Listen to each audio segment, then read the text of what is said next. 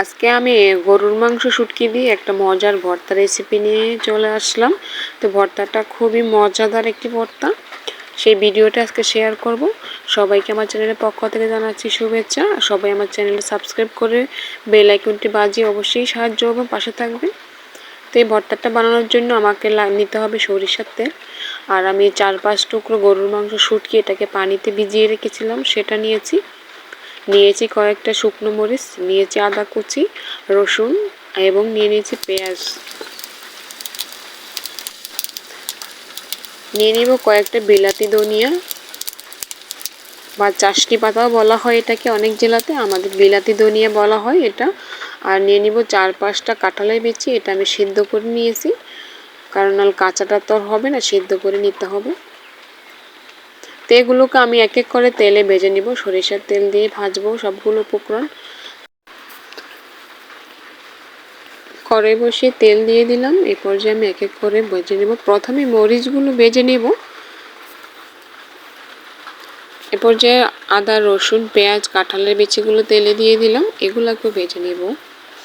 আর মাংসগুলোকে আমি কুচি কুচি করে কেটে নিয়েছি, মাংসগুলোকে কেটে নিতে হবে, আস্ত দেওয়া যাবে না। তো ভাজা কুচি কুচি করে মাংসগুলোকে দিয়ে ভেজে নেব একসাথে। সবাই আমার চ্যানেলটি সাবস্ক্রাইব করে অবশ্যই সহযোগিতা করবেন, পাশে থাকবেন, বেল বাটনটি বাজিয়ে দিবেন। আমি গ্রামে থাকি এবং গ্রাম থেকে বিভিন্ন রান্না প্রেজেন্ট করার চেষ্টা করি, যেটা মানে খুবই সুন্দর ও সহজ হয়, সবাই করে খেতে পারা যায় এরকম। এরপর যে ভাজা হয়ে গেছে, আমি সবগুলো উপকরণ একসাথে ভেজে নিয়েছি, এর থেকে বেশি আর ভাজবো না, তাহলে ভর্তাটার স্বাদ অন্যরকম হয়ে যাবে।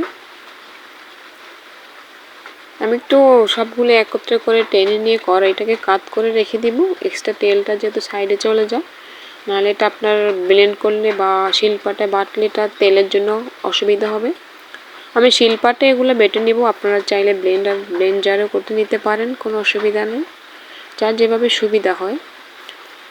আমি মরিচগুলো নুন দিয়ে এবং ধনিয়া পাতা দিয়ে বেটে নিব প্রথমে।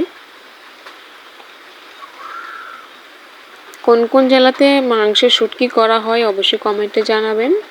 এটা আমাদের জেলাতে করা হয়, আমি নোয়াখালী, তো সেখানে আমাদের এরকম মাংস শুটকি করা হয়। মরিচগুলো বাটা হয়ে গেছে, এ পর্যায়ে বাকি উপকরণগুলো বেটে নেব, কারণ নোয়াখালীতে এরকম শুটকি বানিয়ে রেখে দেয় এবং এটা দিয়ে ভর্তা বা বিভিন্ন রকমের আইটেম করে খাওয়া হয়।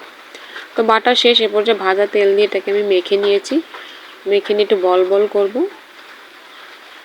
এটা খুবই মজা হয়, একটা বল দিয়ে আপনার 1 প্লেট ভাত তৃপ্তি করে ইজিভাবে খাওয়া হয়ে যাবে।